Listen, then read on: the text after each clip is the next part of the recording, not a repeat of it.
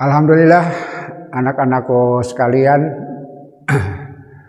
Allahumma anfa'na bima 'allamtana wa 'allimna ma yanfa'una wa zidna ilma.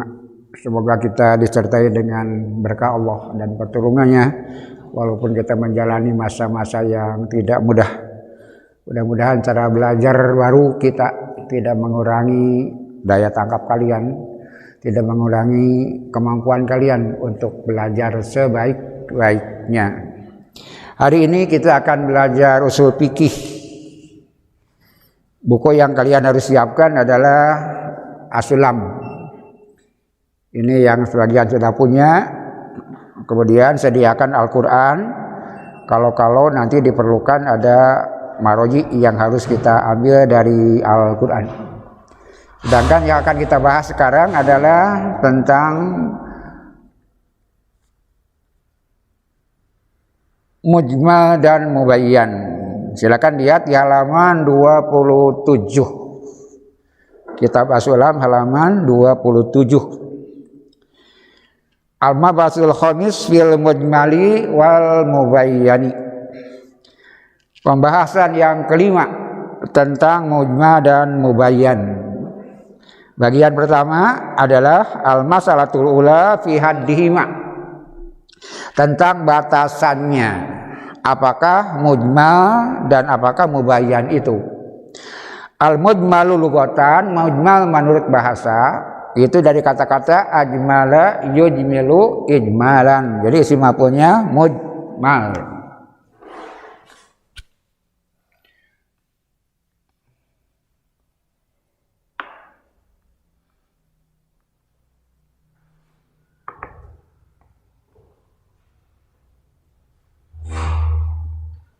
Ya, nanti menghasilkan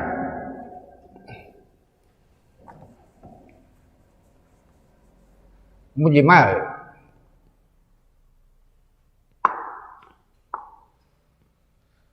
Ajmala yujmilu ijmalan. Ajmala yujmilu ijmalan. Coba lihat di buku. Al-mubhamu min ajmala ilal ajmalal amro ida abhama. Disebut ajmala apabila abhama. Abhama artinya samar atau bias. Itu makna secara bahasa. Mujmal sesuatu yang bias. Mujmal sesuatu yang mubham. Wastilahan dan menurut istilah usul fikih, ma yaftakiru ilal bayani. Lafaz atau sesuatu yang memerlukan penjelasan. Jadi mujmal adalah lafaz yang memerlukan penjelasan. Kemudian sebelum diuraikan tentang mujmal, pasangannya adalah mubayyan. Al-mubayyanu ma lahu dilalatun wadihatun. Sesuatu yang sudah jelas, tidak perlu ada lagi penjelasan, namanya mubayyan.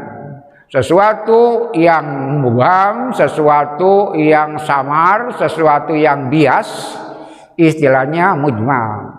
Kebalikannya sesuatu yang sudah jelas, yang sudah punya penjelasan yang lengkap. Bentuk seperti itu namanya mubayyan. Kemudian wal bayan, adapun bayan adalah ihraju sai'i min hayyil iskali ila hayyit tajali. Nanti kita akan menjelaskan bayan itu adalah mengeluarkan sesuatu dari keadaan yang muskil, yang susah, yang sulit kepada keadaan yang jelas, yang nyata. Itu namanya bayan. Sesuatu yang mujmal perlu bayan supaya menjadi mubayyan. Asalnya mujmal, setelah ada bayan menjadi mubayyan. Asalnya samar, asalnya bias, kemudian ada bayan, dia menjadi sesuatu yang jelas. Maka ada istilah berikutnya. Ada mubayyan, ada al-bayan, ada mubayyin.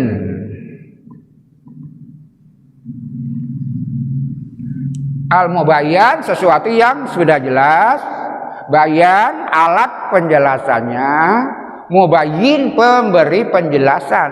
Jadi yang dimaksud mubayyin adalah kalau dalam syariat adalah Rasulullah Shallallahu Alaihi Wasallam. Ini penting kalian catat. Kenapa? Satu-satunya orang yang berhak menyampaikan penjelasan adalah Rasulullah Shallallahu Alaihi Wasallam.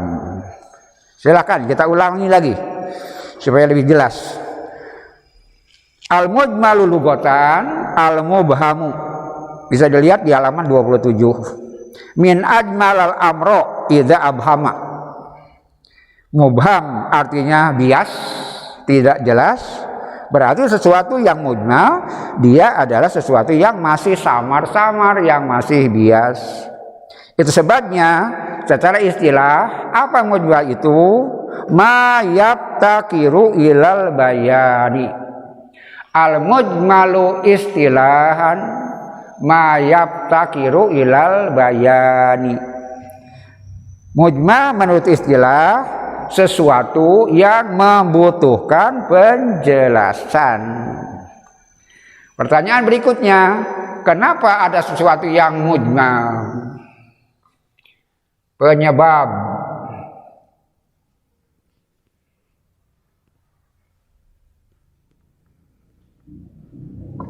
Kenapa sesuatu atau di dalam agama, mungkin itu Al-Quran, mungkin itu hadis, mujmal. Kenapa mujmal dia bias? Karena pertama, karena ada lafaz yang mustarokah. Ada lafaz yang mustarokah. Kedua, karena ringkas. Sesuatu atau lafaz menjadi mujmal, jadi samar, jadi bias. Sebab pertama, karena ada lafaz yang mustarokah. Lafaz mustarokah maknanya apa? Lafaz yang maknanya lebih dari satu. Dan kedua makna itu seimbang. Itu namanya mustarokah. Satu lafaz yang maknanya lebih dari satu dan makna yang lebih dari satu atau lebih itu kesemuanya seimbang. Itu sebabnya dalam batasan berikutnya silakan lihat oleh kalian di halaman 28, wa hukmul mujmali atawaquf fihi ila ayubayyana. Hukum mujmal adalah diam. Kita tidak boleh menentukan salah satunya sebelum ada bayan. Namanya tawakuf. Umpamanya di dalam Al-Quran ada perintah wa aqimus sholata, dirikanlah oleh kalian sholat. Kata-kata itu sholat itu ringkas. Dia lafaz yang biasa jadi lafaz istilahi, jadi istilah sholat. Maka di dalam Quran hanya ada perintah aqimu sholata, dirikanlah sholat. Bagaimana sholat itu? Kita tidak bisa melakukan sholat itu. Kita menunggu bayan. Siapa pemberi penjelasannya? Rasulullah Shallallahu Alaihi Wasallam. Satu-satunya orang yang berhak menjadi mubayyin untuk menjelaskan sesuatu yang masih bias di dalam Al-Quran. Contoh yang lain di Nababulu, dalam Babulu. Idza qumtum ila sholati faghsilu wujuhakum wa aydiyakum ila marafiqi. Terus wamsahu biruusikum. Usaplah kepala kalian. Apakah kalian bisa lakukan langsung? Tidak. Dari mana sampai kemana? Keseluruhan atau sebagian? Kenapa perintah mengusap kepala? Kepala yang ada rambut. Bagaimana caranya? Nah, tawakuf, diam dulu. Kita jangan lakukan perintah sholat itu sebelum ada bayan dari Rasulullah Shallallahu Alaihi Wasallam. Itu sebabnya sesuatu yang mujmal, kalau dalam bahasa kita, entong tuturut muning, entong ngarang sorangan, tawakuf diam aja sampai ada penjelasan bayan dari Rasulullah Shallallahu Alaihi Wasallam. Jadi pemenjam mujmal ada dua, satu lantaran mustarokah, kedua karena ringkas. Wamsahu biruusikum itu mustarokah. Kemudian aqimus sholata itu ringkas.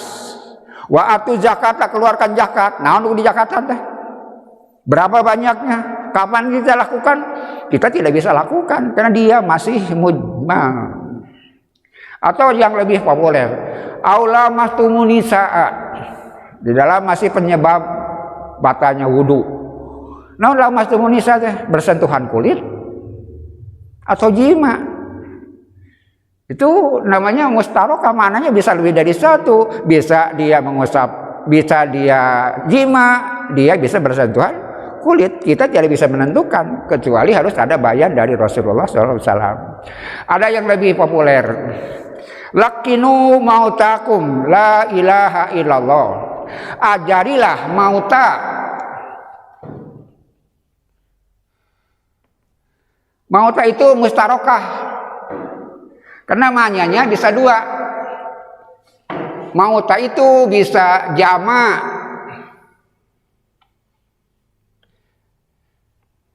dari ma'id, bisa jama' dari mayyit.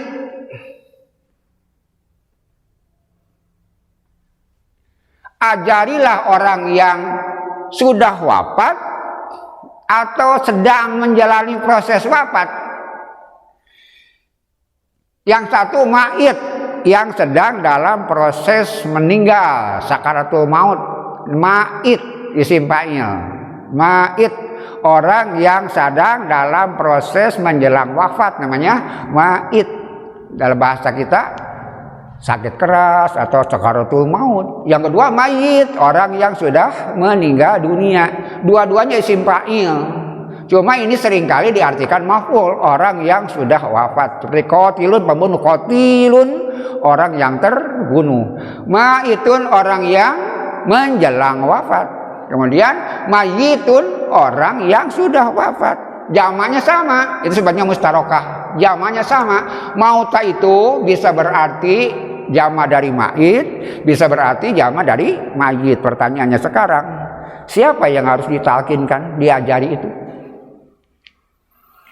Apakah ketika orang itu sedang sakit parah, atau di makam, di kuburan diajari? Kalau di makam berarti dimanai mayit. Kalau yang sedang wafat menjelang namanya ma'id. Bagaimana? Diam sampai ada penjelasan dari Rasulullah SAW. Itu yang pertama. Jadi kaidahnya apa? Al mujmalu secara bahasa dari ajmala yujmilu, berarti al mubham, sesuatu yang masih samar, sesuatu yang bias, namanya mujmal. Yang kedua, wasilahan mayat takiru ilal bayan, lafaz yang perlu penjelasan.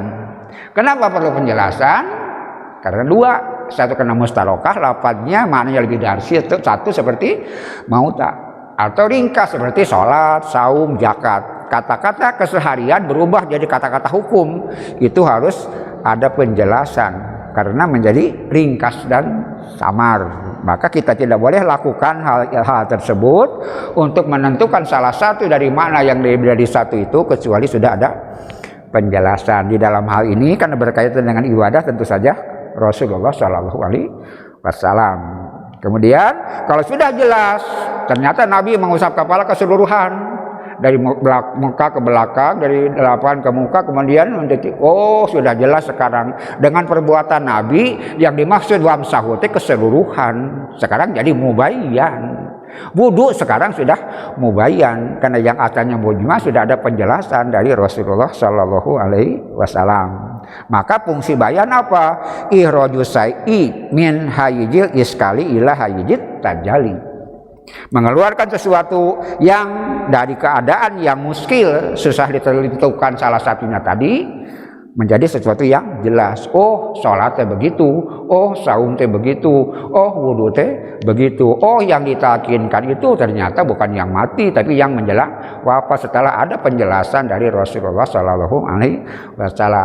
Maka Nabi fungsinya adalah mubayyin. Sesuatu yang sudah ada diberi bayan namanya mubayyan. Ada mubayyin, ada mubayyan. Kebalikannya mujmal, sesuatu yang perlu kepada penjelasan. Sekarang berikutnya al-mas'alatus tsaniyah, masalah yang kedua, fi anwa'il ijmal, tentang macam-macam ijmal. Sesuatu yang jadi ijmal macam-macamnya lebih dari satu, ada dua. Pertama, ijmal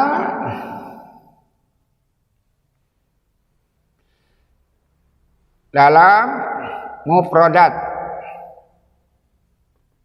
Ijma dalam mufradat. Kedua, ijma dalam murakkabat.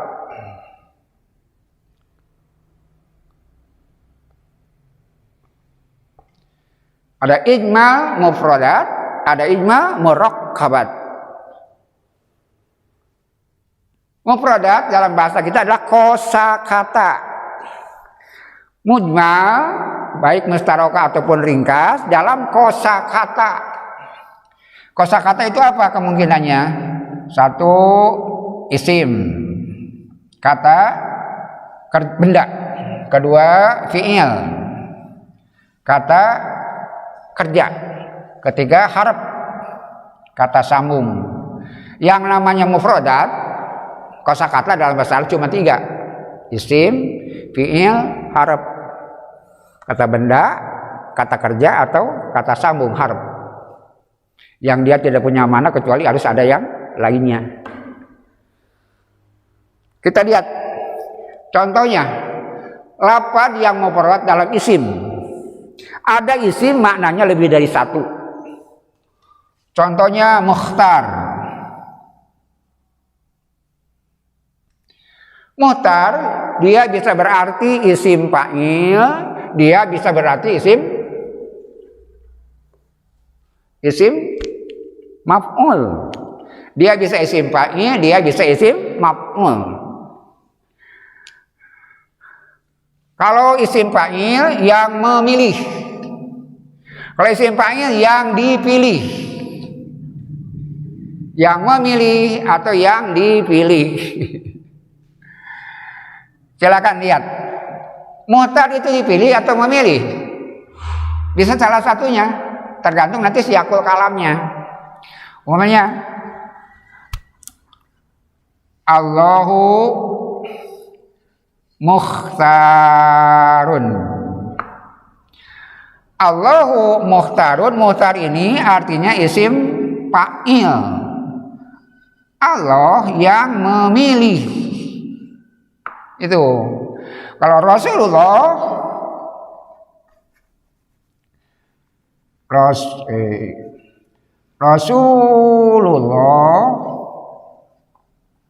mukhtar juga.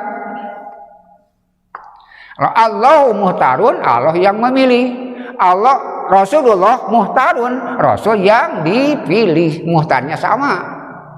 Cuma satu bermakna yang memilih, satu bermakna yang dipilih. Berarti muhtar itu lafaz atau isim yang mananya lebih dari satu. Dalam istilah ilmu ushul fikih, muhtar itu mustarokah karena maknanya lebih dari satu. Nanti kita bisa lihat contoh-contoh yang lain. Yang kedua, fi'il. Contoh fi'il yang mujmal.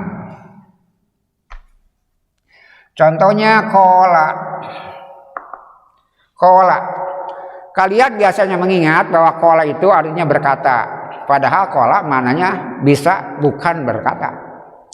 Ada makna lain dari kola. Apa? Tidur siang. Kita lihat.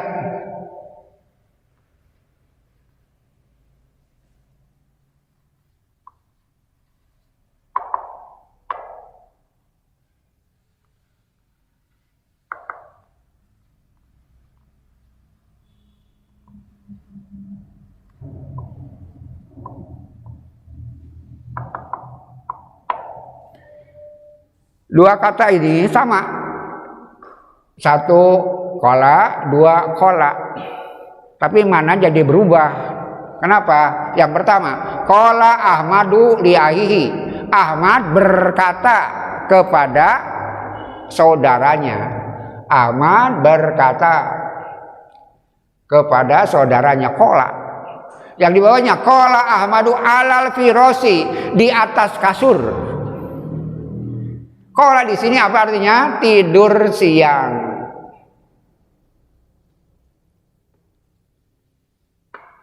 Qala Ahmadu alal firosi, Ahmad tidur siang di atas kasur. Itu contoh bahwa qala artinya lebih dari satu. Dia bisa berarti berkata, menjawab, bertanya. Sering kita dapatkan dalam hadis ataupun Quran atau dalam percakapan. Yang kedua, qala berarti tidur siang. Karena itu di Arab namanya qoilulah. Isi masdarnya qoilulah. Apa qoilulah? Tidur siang. Itu adalah fi'il yang mustarokah, fi'il yang mustarokah. Yang ketiga, harf. Contohnya wa. Wa ini dia maknanya tidak satu, tapi banyak. Lebih dari satu. Satu, wa artinya dan, berarti kata sambung. Yang kedua, awalan, sebutnya wawul ibtida. Baik dalam paragraf ataupun dalam satuan, seringkali ada waw. Waw di sana kadang-kadang tidak diartikan. Kenapa? Karena kalau dalam paragraf panjang biasanya itu adalah untuk menggambarkan bahwa itu awalan kalimat. Waw itu. Kemudian ada waw kata sambung. Kemudian ada waw lagi yang kalian kenal. Waw kata apa? Isim. Waw yang masuk isim namanya wawul qasam. Kita lihat contohnya. Wa huwa ala kulli syai'in qadir. Waw ini berarti kata sambung, berkaitan dengan sebelumnya. Kemudian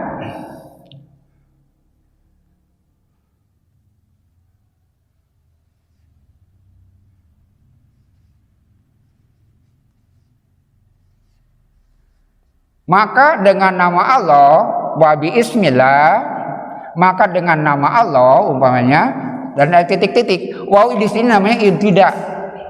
Dia sebagai awalan dari sesuatu yang paragraf panjang kemudian ingin dipisahkan, ditambah waw. Tapi waw itu pesannya bukan untuk menyambung, tapi menjadikan awal. Apa bedanya? Nanti barisnya. Kalau waw yang ini berarti dia tawabi, mengikuti. Ini waw kata sambung. Apa akibatnya? Baris yang di depan harus sama dengan baris yang di depan, yang di belakang. Contohnya, ana akulur rujza wal hubza. Saya makan nasi dan makan roti. Maka wa di sana adalah waw kata sambung.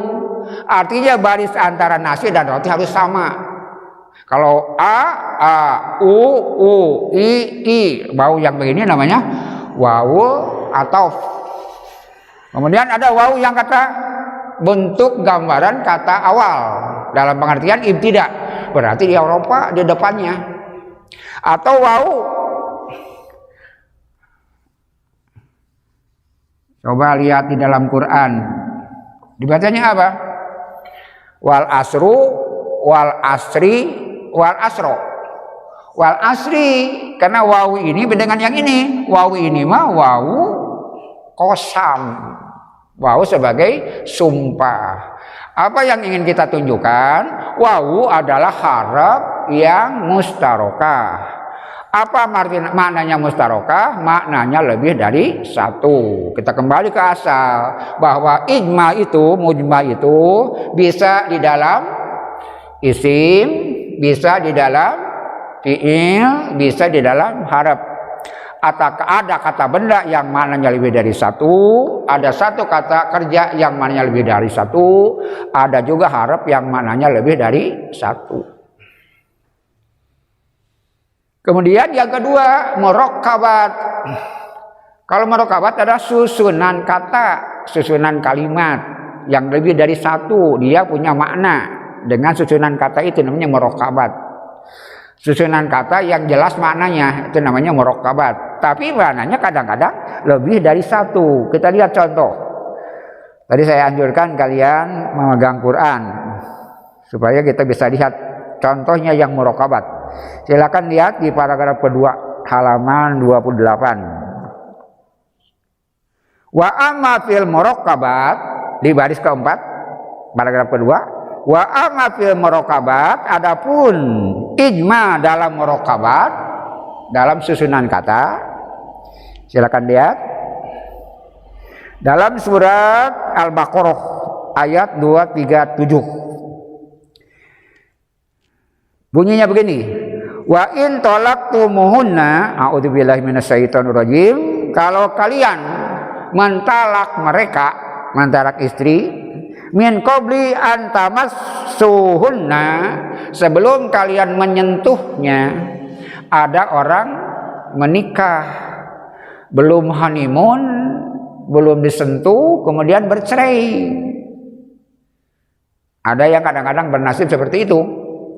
Udah nikah, tapi sebelum duhul dalam istilah bahasa Arab, dalam istilah bahasa kita ya tanda petik honeymoon, wanitanya belum diapa-apa, kemudian berpisah. Qabla an tamassuhunna wa qad faradtum lahunna faridotan, padahal kalian sudah menentukan mas kawin. Mas kawin sudah ditentukan, ternyata setelah nikah belum bercampur, belum disentuh sudah bercerai. Maka ada hukum khusus tentang mas kawin yang ditentukan itu. Fanisfu ma faradtum, boleh diambil setengah dari yang ditetapkan itu. Kalau mas kawinnya 100 gram, kemudian cerai sebelum dukhul, boleh ambil setengahnya, 50 gram. Illa kecuali an yafuna ladina biyadihi uqdatan nikah, kecuali dimaafkan oleh uqdatun nikah, yang di tangannya ada uqdatun nikah.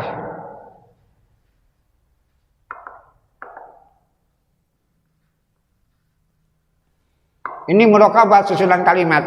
Di tangannya ada ikatan pernikahan.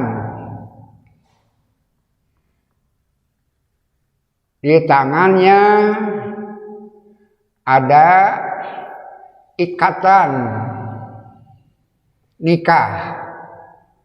Apa yang dimaksud? Siapa yang akan nikah? Wali dan pengantin laki-laki. Maka yang dimaksud uqdatun nikah bisa wali, bisa pengantin laki-laki alias suami. Jadi ini maknanya dua, bisa bermakna wali, bisa bermakna pengantin laki-laki alias suami. Sekali lagi, apabila kalian menikah dengan perempuan dan menentukan mas kawinnya, kemudian sebelum dukhul dengan takdir Allah berpisah, cerai, maka sang laki-laki itu boleh mengambil lagi setengahnya dari mas kawin itu, kecuali kalau ada keridoan, maksudnya begitu, dari salah satu pihak. Kalau ridho suaminya, berikan semuanya. Kalau ridho wali, kembalikan semuanya. Itu maksudnya. Pemegang atau yang di tangannya ada ikatan pernikahan adalah suami atau wali. Jadi prosedur umumnya, prosedur bakunya setengahnya ambil lagi. Kecuali, kalau si suami ridho, kasihkanlah kan semuanya, tidak diambil lagi. Atau walinya ridho, ambil semuanya. Seperti itu. Yang kita sedang bahas adalah bahwa uqdatun nikah sebuah rangkaian kata, maknanya lebih dari satu. Itu maksudnya murakabat. Dia mujma secara susunan kalimat, susunan kata. Kalau ini tadi satuan kata, kosakata. Ini mufradat, namanya mufradat teh kosakata. Bisa isim, contohnya mukhtar. Bisa fi'il, contohnya kola. Bisa harap, contohnya wawa.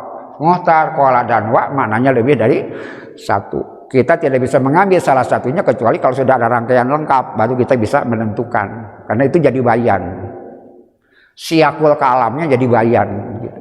Kemudian yang kedua, ijma karena murakabat. Adalah susunan kata yang kadang-kadang maknanya lebih dari satu. Itulah yang bahasan yang masalah yang kedua, fi anwa'il ijmal, tentang macam-macam mujmal.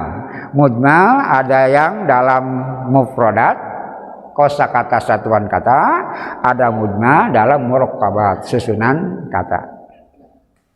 Masalah yang ketiga, paragraf terakhir halaman 28. Silakan lihat al-mas'alatus salisatu. Masalah yang ketiga, fitahiril bayani an waqti hajati. Tahiril bayani an waqtil hajati, tentang mengakhirkan bayan dari waktu yang dibutuhkan. Kapan bayan itu dilaksanakan? Kapan penjelasan itu diberikan? Yang pertama, tahirul bayani an waqtil hajati la yajuzu. Mengakhirkan bayan dari waktu yang dibutuhkan itu tidak boleh. Li'anna tahirahu, karena mengakhirkan bayan yaktadil ikroro ala i'tiqadil batili, berarti mengandung makna pengakuan atas keyakinan yang salah. Kalau bayan diakhirkan padahal dibutuhkan, maka akan terjadi pandangan atau kesimpulan yang salah, keyakinan yang salah. Berarti kalau dengan sengaja mengakhirkan bayan, itu berarti membuat peluang supaya orang melakukan pemahaman yang tidak tepat. Au al-amalu bi ghairil wajil muradi lisari'i, atau dengan berakhirnya, dengan lambatnya penjelasan mengakibatkan bisa mengamalkan sesuatu yang tidak sesuai dengan kemestian. Jadi tidak boleh mengakhirkan bayan ketika dibutuhkan. Kenapa? Karena kalau mengakhirkan bayan ketika dibutuhkan risikonya dua. Berarti yang pertama mengakui keyakinan salah. Yang kedua membuka ruang untuk mengamalkan amal yang tidak sesuai dengan yang diperintahkan oleh syariat. Jadi yang pertama dalam hal ini adalah mengakhirkan bayan dari waktu yang dibutuhkan itu tidak boleh. Wa min amsilatihi, dari salah satu contohnya, qauluhu sallallahu alaihi wasallam, sabda Rasulullah sallallahu alaihi wasallam, an Aisyata, dari Siti Aisyah radhiyallahu anha, ja'at Fatimatu ibnatu Abi Jaisin, telah datang Fatimah anak Abi Jais, ila Rasulillah sallallahu alaihi wasallam, kepada Rasulullah sallallahu alaihi wasallam. Faqalat, maka dia berkata, ya Rasulullah, wahai Rasulullah, ini mro'atun ustahadu, saya wanita yang istihadah. Saya wanita yang istihadah.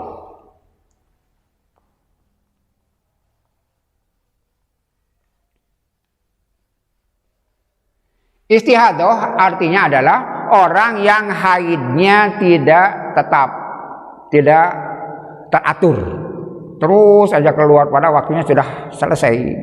Namanya istihadah. Karena dia mengalami hal seperti itu, fala athuru, saya tidak suci, haid aja terus. Afa'ada'us sholata, dia bertanya, apakah saya harus meninggalkan sholat selama keluar darah itu?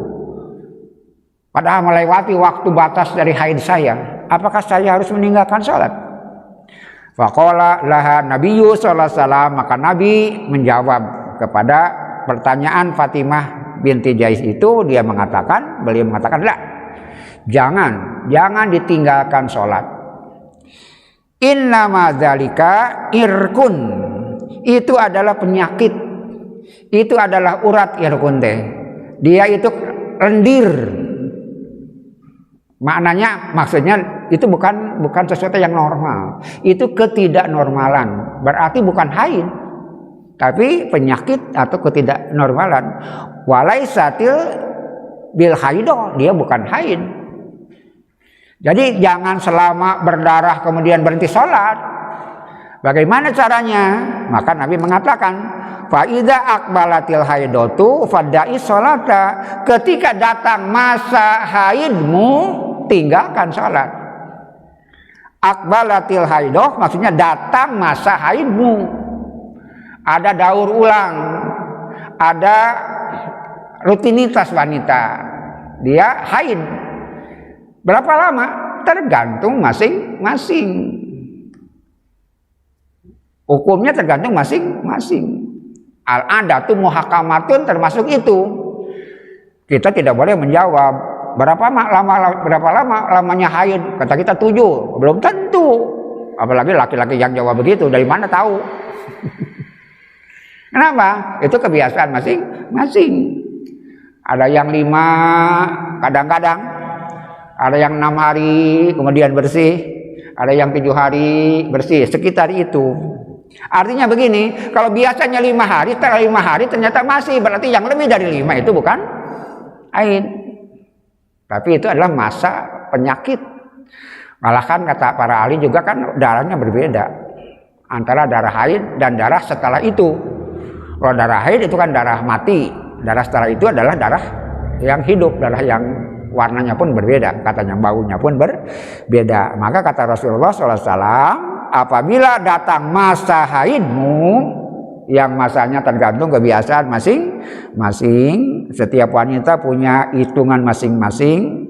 Faida arbarat, apabila selesai masa haidnya, fagsili, mandilah, bersihkanlah, anki dari dirimu adama darah, wasoli dan sholatlah. Mandilah untuk menyelesaikan masa haidmu, pada masanya biasa engkau selesai. Setelah itu salat tidak ditinggalkan. Wa fahima min hadzal hadisi, dapat dipahamkan dari hadis ini, anna la yajibu ala mustahadati, bahwa tidak wajib bagi wanita yang sedang haid atuhru likuli sholatin, mandi bagi setiap sholat, tidak usah. Karena setelah selesai masa haid, keluar darah itu bukan haid, yang tidak mesti suci dengan mandi, tapi berwudu lah. Kata sebagian ulama, dekatkanlah masa wudu ke masa sholat itu, supaya dia dalam keadaan bersih. Kenapa? Karena dia akan keluar terus. Bersihkan menjelang sholat. Itu setiap kali mau sholat, bersucinya menjelang sholat. Setelah sholat keluar, nggak apa-apa, lanjut aja. Berarti itu maksudnya. Karena itu bersucinya, bersihnya di akhir sholat, tapi tidak mandi. Cukup membersihkan diri aja, seperti wajarnya kita. Setelah wudhu bersihkan, kemudian ketika sedang sholat keluar lagi, itu jangan terganggu, karena itu adalah penyakit. Andai kata terjadi hal seperti itu, walaupun tidak sering, tapi tidak terhindarkan. Dalam suatu masa barangkali ada orang yang bisa terjadi hal seperti itu. Itu adalah istihadhah, artinya keluar darah haid melampaui waktu semestinya. Maka yang lebih dari semestinya itu, kebiasaannya itu tidak dianggap haid. Tinggalkan sholat ketika pada masa haid, jangan tinggalkan sholat setelah habis masa haid. Setelah masa haid selesai, mandilah seperti orang selesai dari haid. Setelah itu sholatlah. Walaupun kadang-kadang boleh jadi karena penyakit sedang sholat juga dia keluar, tapi lanjutkan saja seperti itu. Itu bisa juga terjadi kepada laki-laki. Ada orang yang kencingnya tidak berhenti, barangkali karena ada organ yang sudah tidak normal gitu. Itu hukumnya seperti itu. Sekarang barangkali untuk hari ini yang terakhir adalah masalah yang keempat, al-mas'alatu rabi'atu. Masalah yang keempat, kalau tadi mengakhirkan penjelasan pada waktu diperlukan tidak boleh. Karena kalau dilakukan bayan diakhirkan, maka itu akan menyebabkan orang meyakini sesuatu yang tidak benar atau melakukan sesuatu yang tidak semestinya. Itu sebabnya Rasul segera menjawab, tidak mengakhirkan. Kenapa? Kata-kata Rasul mesti wudu, mesti mandi, Nabi akan menyampaikan itu. Dengan tidak menyebutkan seperti itu berarti seperti yang kita simpulkan tadi, Nabi tidak mengakhirkan bayannya, tapi mempercepat bayannya karena sangat diperlukan. Kemudian yang keempat, sama fitahiril bayan tapi an waktil hitobi, mengakhirkan penjelasan dari waktu penyampaiannya. Penyampaian sesuatu urusan disampaikan secara globalnya dulu, Kemudian ada penjelasan, tapi tidak serta-merta. Bolehkah itu? Menyampaikan sesuatu, baik perintah atau urusan. Kemudian tidak serta-merta memberi penjelasannya. Menunggu waktu tertentu sampai masa yang tepat untuk menjelaskannya. Apakah itu boleh?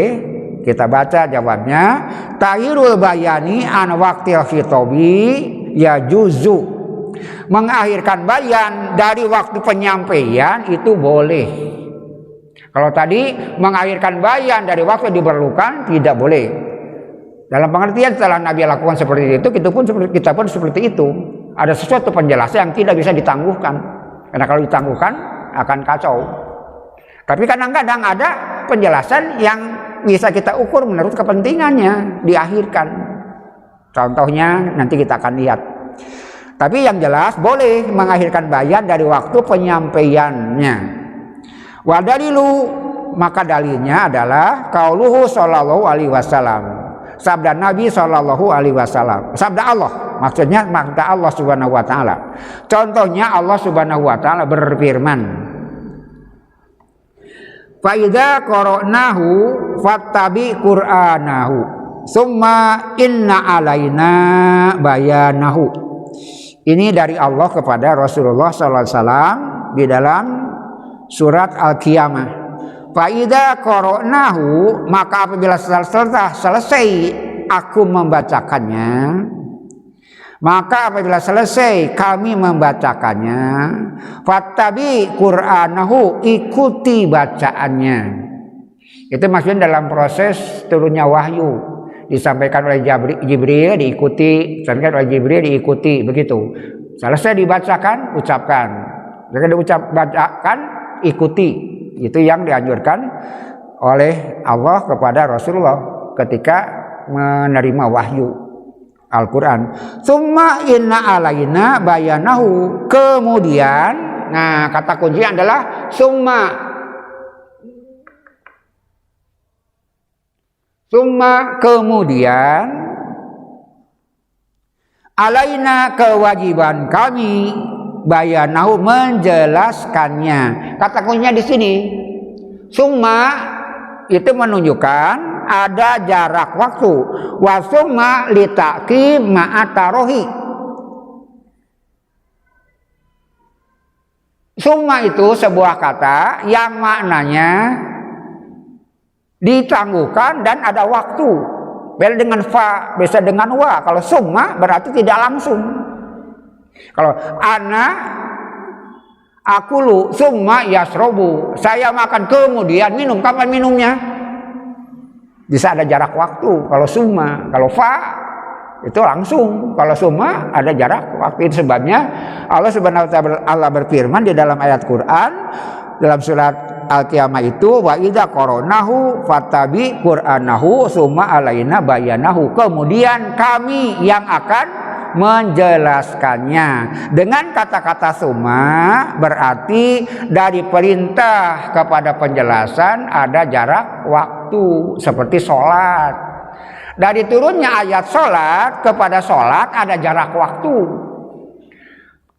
Aqimus sholata, dirikan oleh kalian sholat. Nabi langsung sholat? Enggak. Nabi baru sholat setelah didatangi Nabi dan didatangi oleh Jibril. Di satu masa Jibril datang di awal waktu, Muhammad kita sholat. Jadi Nabi belajar langsung dari Jibril. Kemudian keesokan harinya di lain waktu Jibril datang lagi di akhir waktu sholat. Itu menunjukkan waktu sholat ada awal ada akhir. Jibril mengajak Nabi sholat di awal waktu, Jibril mengajak Nabi sholat di akhir waktu yang itu dengan berbeda hari untuk menunjukkan kemarin datangnya jam 12, besoknya datangnya setengah 3 umpamanya dalam sholat duhur. Itu menunjukkan oh ini awal, itu akhir. Dan segala praktek sholat yang diperintahkan dalam aqimus sholat itu tidak langsung pada waktu itu, tapi ada jarak waktu antara penyampaian perintah dan pelaksanaan yang rincinya, berarti penjelasannya diakhirkan. Kesimpulannya, bolehkan mengakhirkan penjelasan dari waktu penyampaian? Boleh. Kita boleh pilih setelah perintah yang global, perintah yang ringkas, kemudian kita ingin menjelaskan ambil waktu lain, silakan saja. Itu masalah teknis. Seperti Allah menentukan seperti itu. Kemudian kalau yang tadi sebaliknya, ketika sebuah penyampaian perlu penjelasan pada waktu itu karena butuh, jangan ditangguhkan. Karena menangguhkan penjelasan itu berarti membuka ruang mengakui akidah yang salah. Kedua, membuka ruang untuk melakukan yang tidak sesuai dengan yang diperintahkan. Barangkali itu yang bisa kita sampaikan pada hari ini. Kita kembali lagi ke awal. Apa yang kita pelajari sekarang? Tentang mujmal dan mubayyan. Mujmal artinya ringkas atau samar atau bias secara bahasa. Secara istilah apa? Sesuatu yang perlu penjelasan. Pertanyaan, kenapa perlu penjelasan? Sebabnya ada dua. Satu, karena mustarokah, memang lafadznya bermakna lebih dari satu. Yang kedua, karena ringkas, satu kata yang sudah menjadi istilah. Setelah diberikan istilah itu berarti ringkas, dia harus ada rincian. Seperti tadi, sholat, saum, zakat itu ringkas. Kemudian hukumnya, kalau ada sesuatu yang mujmal, jangan pilih salah satu sampai ada penjelasan. Namanya tawakuf. Dan dalam masalah agama dan ibadah, satu-satunya pemberi penjelasan adalah Rasulullah Shallallahu Alaihi Wasallam. Jadi jangan baca dalil cuma satu. Baca dalil satu, simpulkan, nggak boleh. Baca sebanyak-banyaknya, bayannya, baru kita akan bisa melakukannya. Atau mengamanai Quran, langsung kita lakukan, tidak boleh, harus cari. Kenapa begitu? Nanti kita akan salah. Fa aina matuwalu fasama wajah Allah. Kemana saja kalian menghadap itu wajah Allah. Jadi sholat benar kemana wae? Nggak boleh, cari dulu. Tadi itu penjelasannya baik di Quran sendiri atau dari Rasulullah Shallallahu Alaihi Wasallam. Maka setelah ada bayan melahirkan sesuatu yang mubayyan, sesuatu yang sudah sangat jelas, tidak perlu lagi ada penjelasan lanjutan karena Rasul sudah menjelaskannya. Justru kalau yang sudah jelas ditambah jadi tidak jelas. Setelah Rasul jelaskan. Kemudian penyebab mujmal karena mustarokan dan ringkas. Kemudian ijma bisa dalam mufradat satuan kata kerja, kata benda, atau kata sambung haraf, isim, fi'il haraf. Contohnya tadi sudah. Atau dalam murakabat ada susunan kata yang maknanya lebih dari satu. Kemudian ada dua masalah yang dipertanyakan. Bolehkah mengakhirkan bayan dari waktu yang diperlukan? Tidak boleh. Karena dia membuka ruang untuk keyakinan yang salah. Kemudian membuka ruang untuk melakukan sesuatu yang tidak sesuai dengan yang diperintahkan. Tapi ketika mengakhirkan bayan dari waktunya ketika disampaikan, perlu waktu, silahkan saja, boleh. Seperti Allah merintahkan sholat. Nabi tidak langsung sholat, ada waktu untuk menjelaskan sholat lewat Rasul berdialog dan mencontoh sholatnya Jibril. Kemudian Jibril mengajar kepada Rasul, setelah itu Rasul mengajarkan kepada kita sekalian. Demikian, barangkali mudah-mudahan kalian masih bersemangat. Kemudian jangan lupa membaca ulang di dalam kitab As-Sulam ini. Kalau ada catatan-catatan berkaitan dengan ayat Quran, lihat di dalam ayat Qurannya supaya lebih rinci, lebih jelas. Karena di sini cuplikan saja. Kemudian mudah-mudahan kalian bisa menyimpulkan pada akhir apa yang tadi kita sampaikan. Kalau belajar agama dan usul fikih umpamanya itu bukan sekadar untuk mengenal dan menghafal, tapi kita aplikasikan di dalam kehidupan. Semua pelajaran agama tidak semata-mata menjadi teknis, tapi kita harus praktekkan di dalam kehidupan. Sudah harus menghasilkan kemampuan untuk memilih pilihan dan sikap. Itu gunanya belajar usul fikih. Jangan sudah belajar usul fikih, tapi tindakan tidak sistematis. Ambil dalil satu, langsung kasih fatwa, enggak boleh. Berarti dia tidak belajar usul fikih. Nah, itulah salah satu Gunanya belajar usul fikih, menata pikiran lebih sistematis sebelum melakukan sesuatu. Cari informasi sebanyak-banyaknya. Dengan informasi sebanyak-banyaknya kita bisa melakukan sesuatu tepat seperti yang diharapkan. Rabbana atina fid dunya hasanah wa fil akhirati hasanatan wa qina adzabannar. Aku qouli hadza wa astaghfirullaha li wa lakum. Wassalamualaikum warahmatullahi wabarakatuh.